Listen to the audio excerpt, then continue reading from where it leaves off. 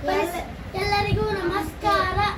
Shri Amareshwara public school ಬೇಸಿಗೆ ರಜೆಯ ತರಬೇತಿ 4 ಪಾಠ.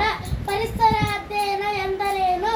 ನಮ್ಮನ್ನು ಸುತ್ತುವರೆದಿರುವ ವಸ್ತುಗಳ ಬಗ್ಗೆ ವ್ಯವಸ್ಥಿತವಾಗಿ ಅಭ್ಯಾಸ ಮಾಡುವುದಕ್ಕೆ ಪರಿಸರ ಅಧ್ಯಯನ ಎನ್ನುವರು.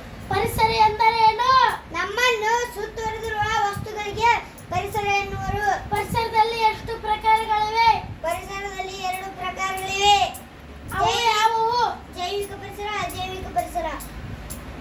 ದ್ರವ್ಯ ಅಥವಾ ವಸ್ತು ಎಂದರೇನು? ಯಾವುದು ತೂಕವನ್ನು ಹೊಂದಿದೆಯೋ, ಯಾವುದು ಸ್ಥಳವನ್ನು ಆಕ್ರಮಿಸಿದೆಯೋ ಅದಕ್ಕೆ ದ್ರವ್ಯದ ವಸ್ತು ಎನ್ನುವರು.